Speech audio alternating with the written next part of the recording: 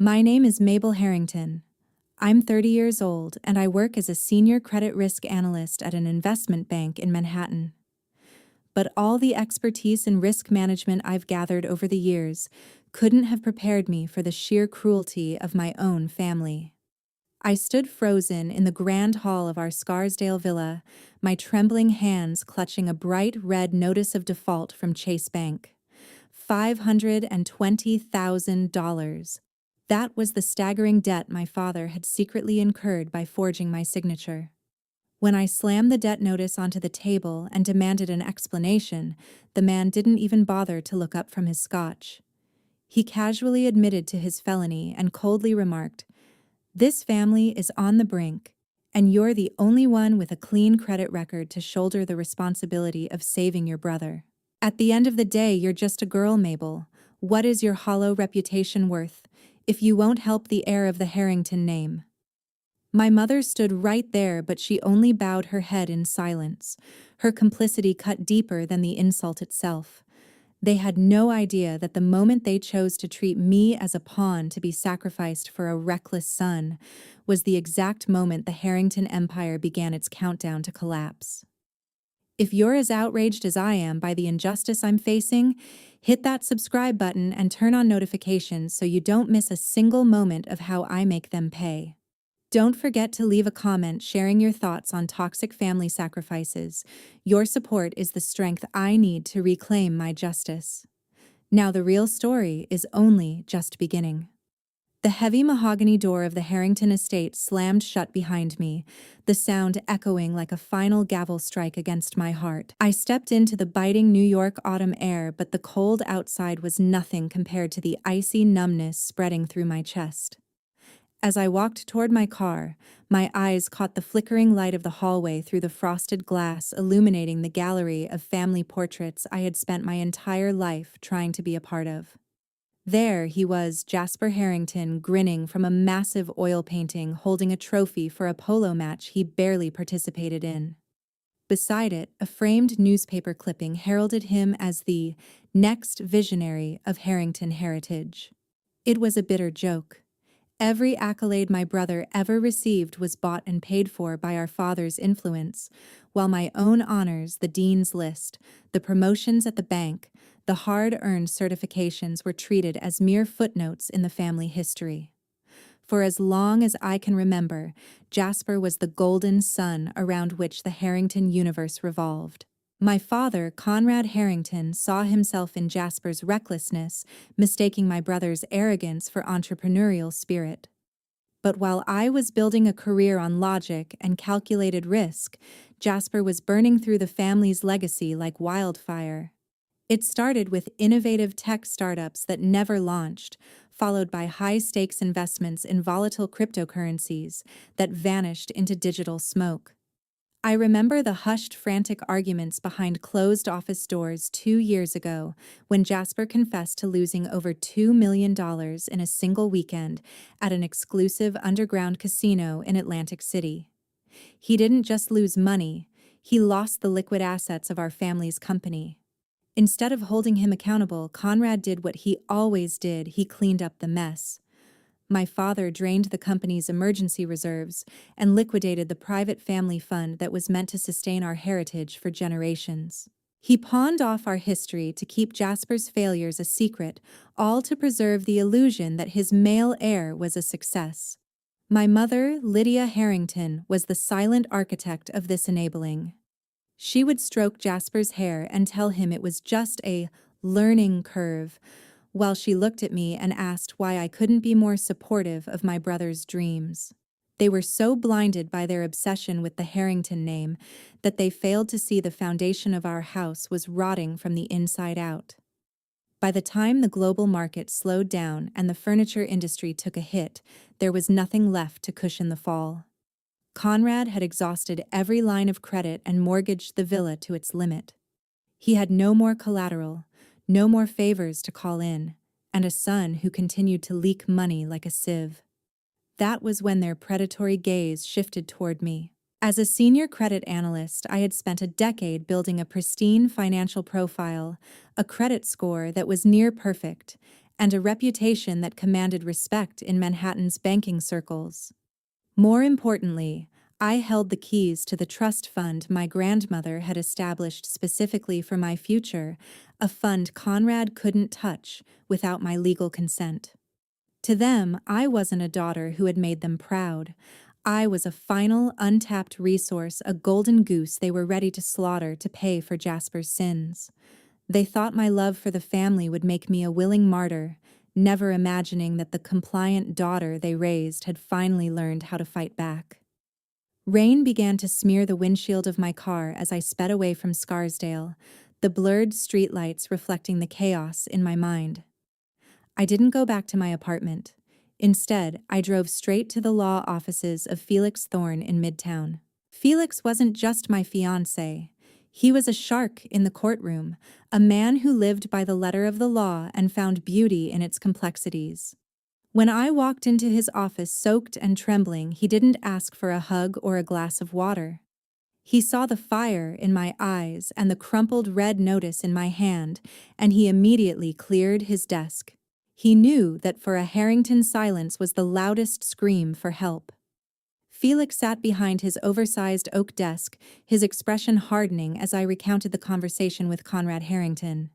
He didn't rely on hearsay or my emotional testimony. Instead, he utilized his legal authority as an officer of the court to initiate a comprehensive deep-dive credit report, a level of scrutiny that went far beyond what a standard consumer could access. We sat in a silence so heavy it felt like a physical weight, the only sound being the rhythmic tapping of his fingers against the keyboard and the low hum of the printer.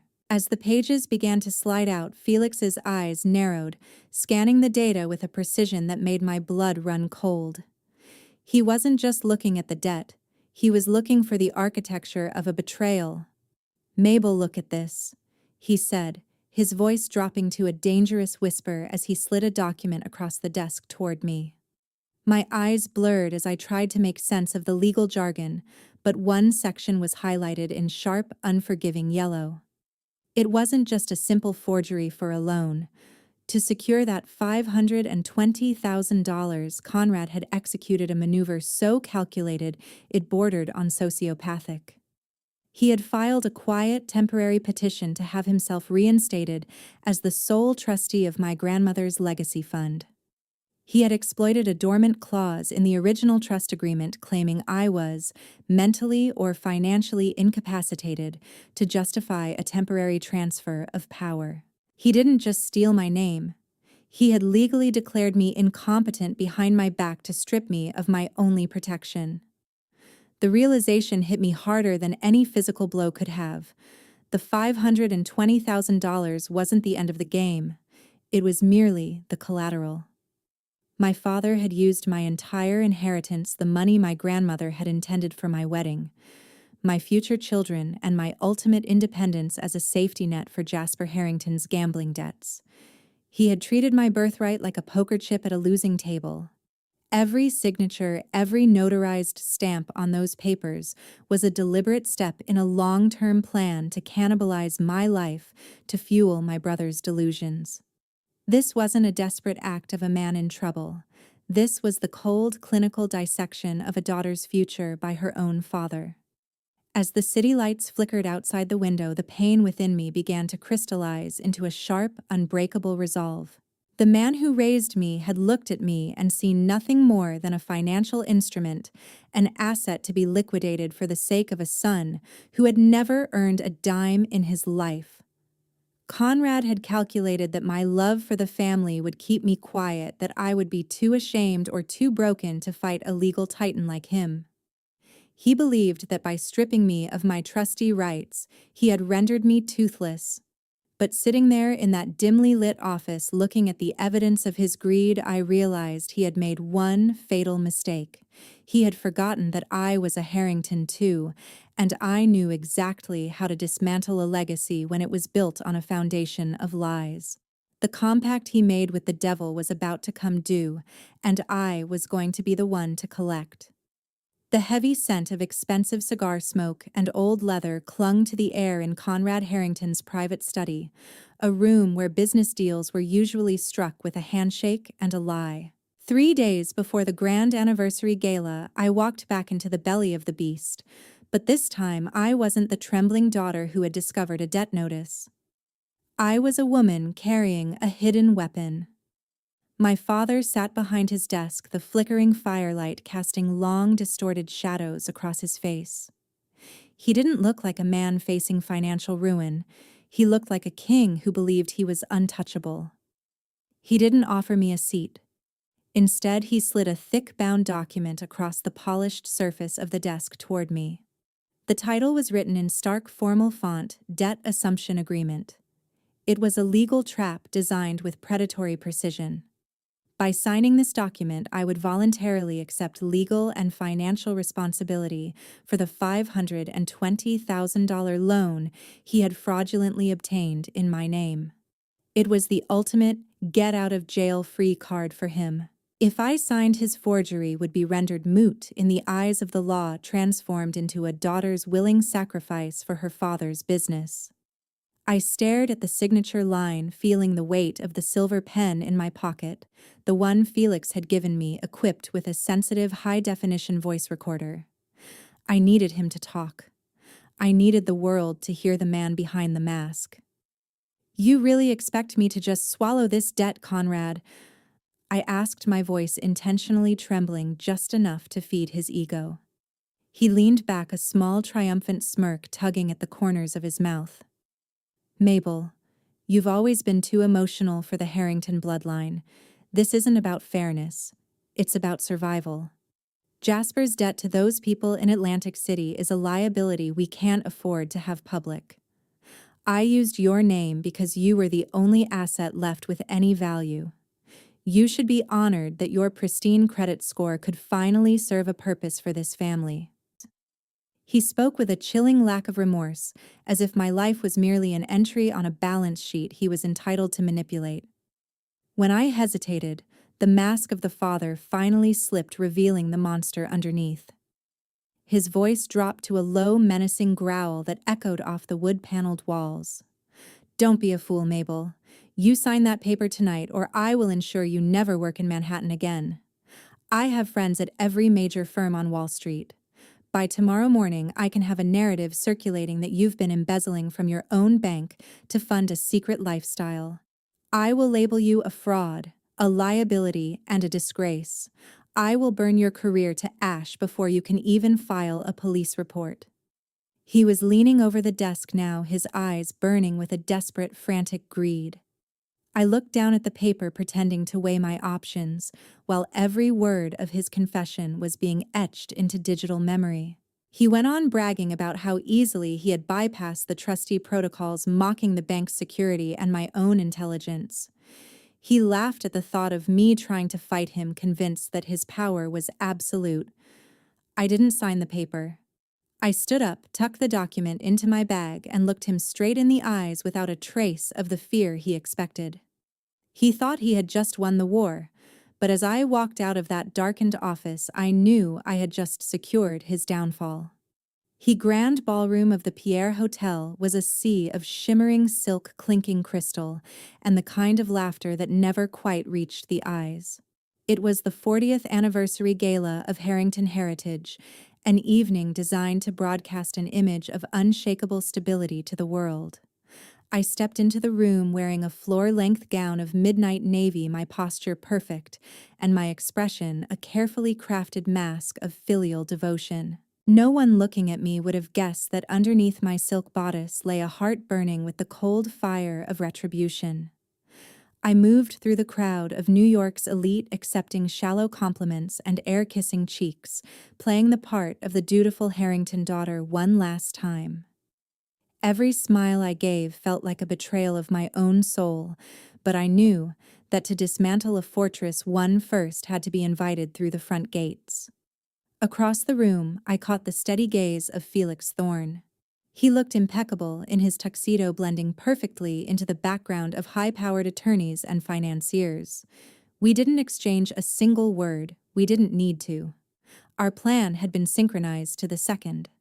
While I distracted the guests near the entrance, Felix moved with practiced ease toward the technical booth hidden behind the heavy velvet curtains at the rear of the hall. I watched from the corner of my eye as he intercepted the head of the audiovisual team. He didn't use force. He used the Harrington name. Acting as my father's personal legal envoy, he handed over a sleek silver USB drive with a confident smile. He told them it was a surprise tribute video commissioned by Conrad Harrington himself, a last-minute addition to the program that was to be played immediately following the keynote speech. The technicians, eager to please a client of my father's stature, accepted the drive without a second thought, loading our Project Justice into the heart of the gala's digital system. The air in the ballroom seemed to thicken as the lights dimmed, signaling the start of the formal presentation. Conrad Harrington stepped onto the elevated stage, the spotlight reflecting off his silver hair and the polished mahogany of the podium. To the hundreds of guests in attendance, including Raymond Marsh, the company's most influential stakeholder, my father looked like the embodiment of the American dream. He began his speech with a rehearsed humility, tracing the 40-year history of the firm from a small workshop to a multi-million-dollar empire.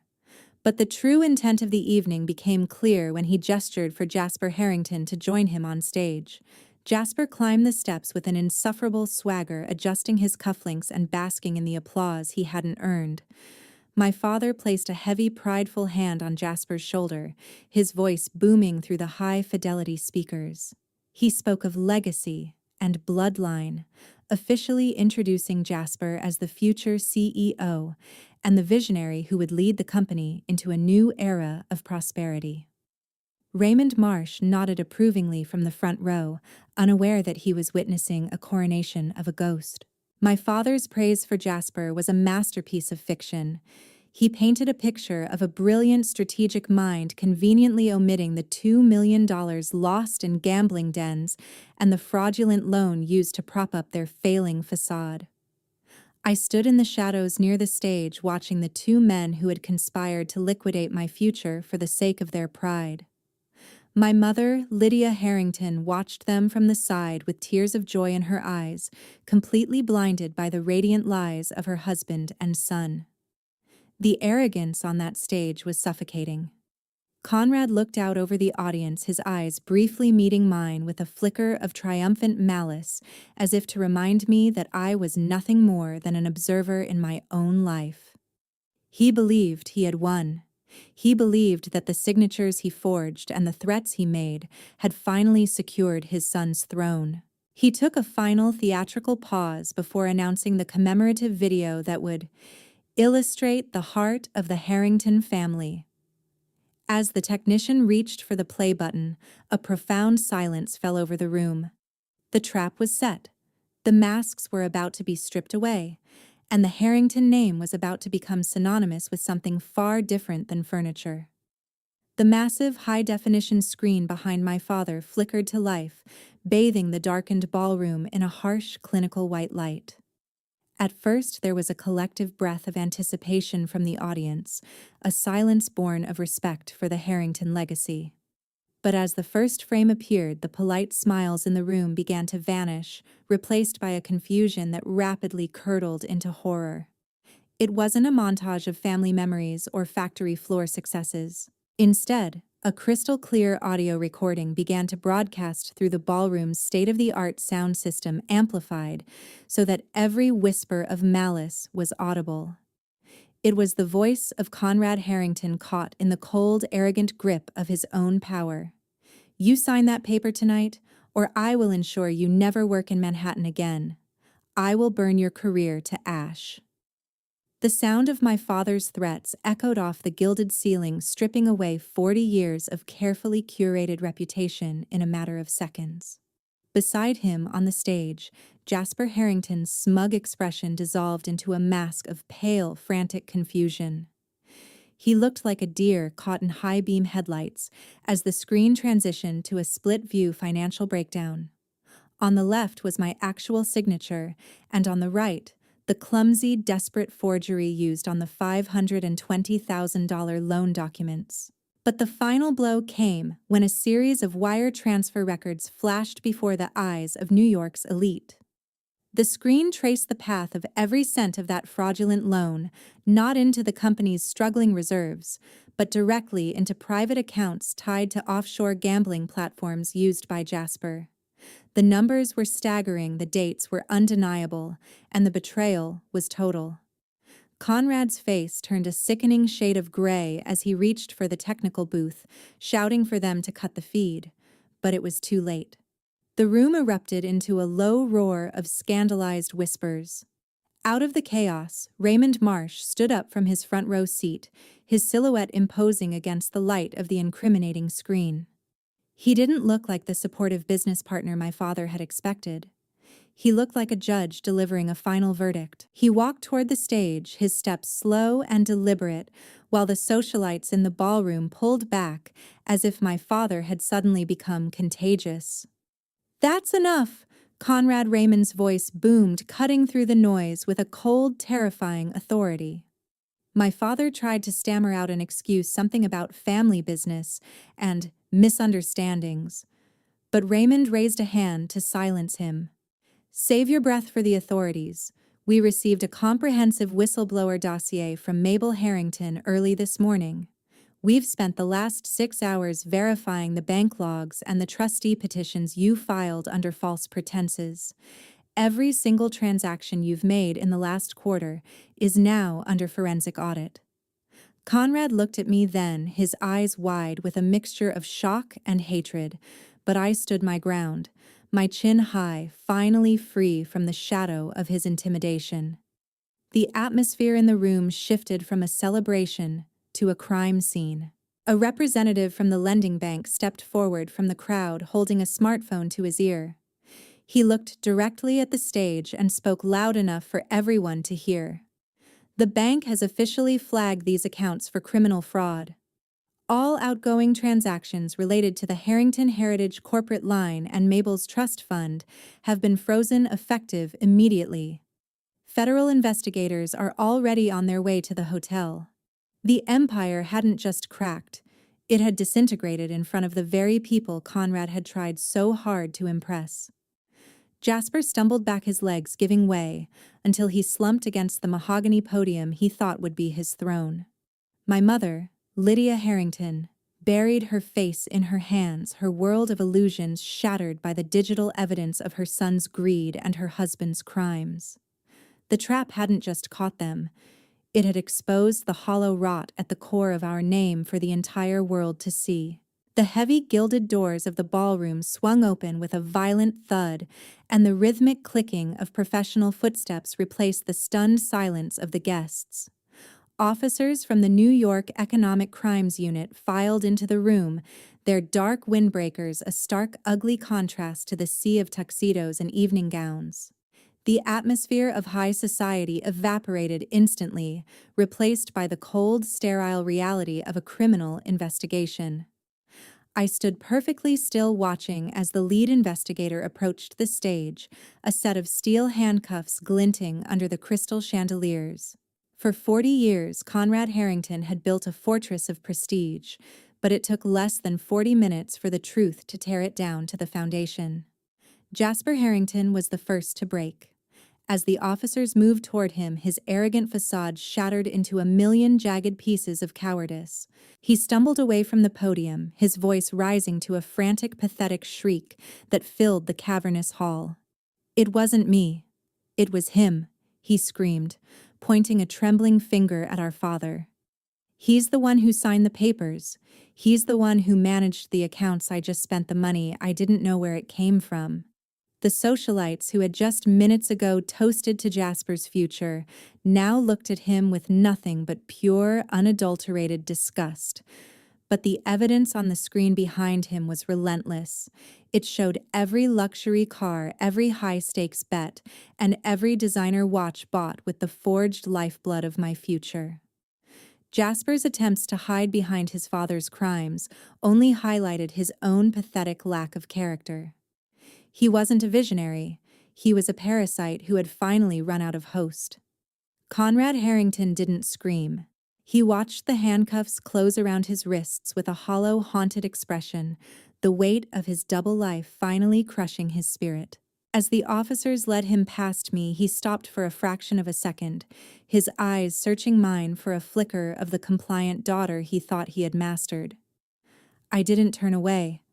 I didn't offer him the comfort of my tears. I looked at the man who had tried to liquidate my soul to save his pride, and felt nothing but a profound sense of closure. My mother, Lydia Harrington, collapsed into a nearby chair, her sobbing barely audible over the sound of the crowd's retreating footsteps. The elite of Manhattan were fleeing the room, as if the Harrington name had become a plague, leaving her alone in the wreckage of the dynasty she had fought so hard to enable. I stepped toward the center of the room, my voice calm and unwavering as I addressed the few remaining witnesses and the silent cameras. For too long, the word family has been used in this house as a weapon to demand silence and a shield to hide corruption. But family is not a valid excuse to trample upon the law, nor is it a mandate to sacrifice one person's life to feed another's greed. My words felt like a final cleansing fire burning away the toxic expectations that had tethered me to their failures. This wasn't just about the $520,000 or the stolen trust fund. It was about the fundamental right to own one's life. I had learned the hard way that the price of blind favoritism is always paid by the innocent, and I was done being the currency for their sins. By the time I walked out of the Pierre Hotel, the city was beginning to wake up. The frantic sirens of the police cruisers were fading into the distance, replaced by the early morning hum of Manhattan. I walked toward Central Park as the first rays of the sun began to bleed over the horizon, painting the skyscrapers in shades of rose and gold. For the first time in 30 years, the air didn't feel heavy with the expectations of the Harrington name. I had lost a family, but I had gained myself. My credit score was protected, my trust fund was being legally restored, and my career remained untainted because I had chosen the difficult truth over a comfortable lie. As the sunlight hit my face, I didn't look back at the ashes of the empire behind me. I kept walking forward into the brilliance of a new day, finally and completely free.